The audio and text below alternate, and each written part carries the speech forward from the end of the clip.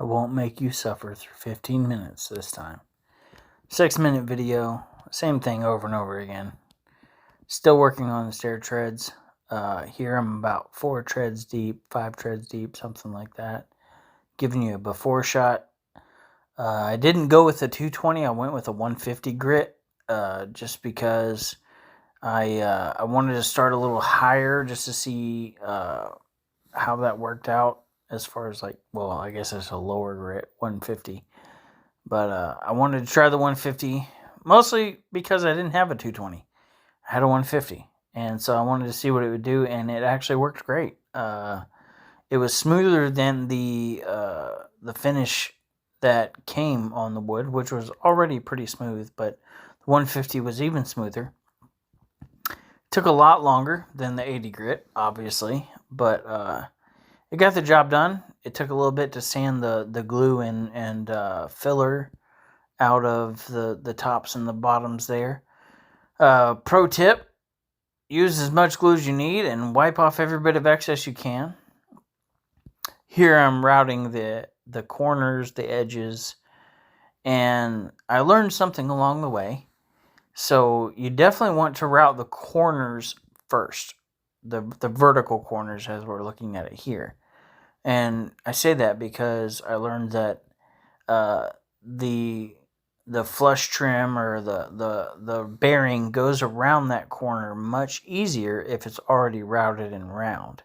So if there's a radius on that corner, that's number 5. So if there's a radius on that corner, the router goes around that corner much easier.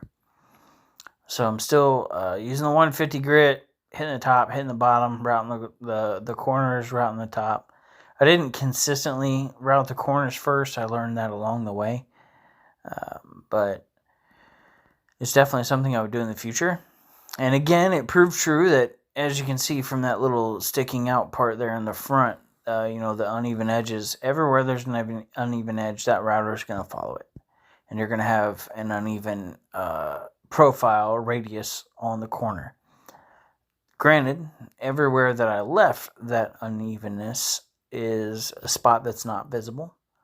Typically, I like to do everything in excellence, even if it's not visible.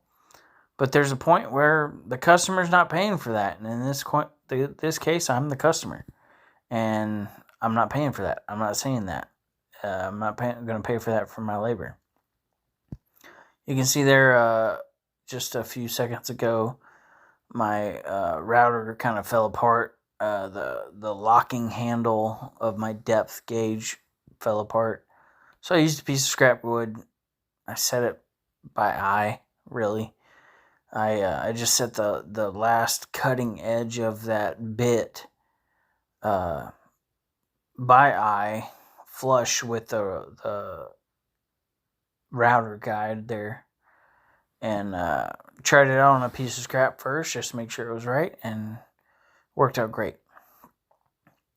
So still just drudging through, sanding through. Of course, I got my eyes, ears, and mask on.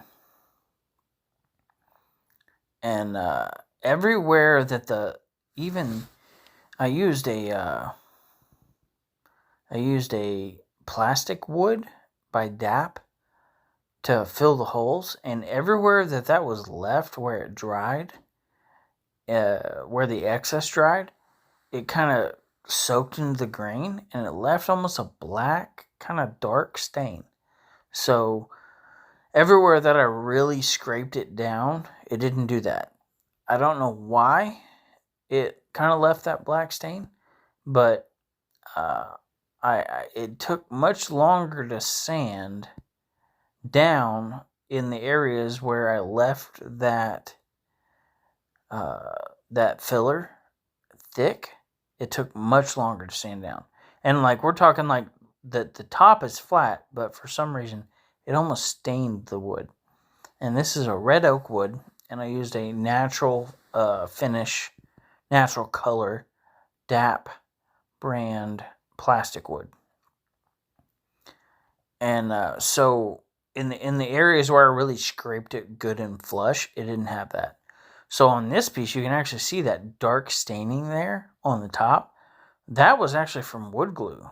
That was from where I just didn't really clean every last bit of the glue off from where it seeped out of the joinery there, where I pocket screwed that last little 3-inch piece onto the 11-inch piece to get my 14-inch tread.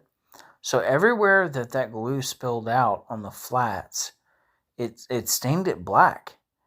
I don't know if that's a property of red oak or as much as it is a property of the fact that I have a wood and metal shop all in one there. And I wiped the glue off with a wet rag.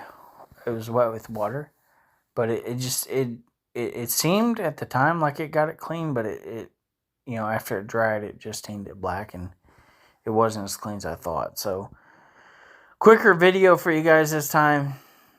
A lot learned through this process. The treads look great. Can't wait to show you the final product.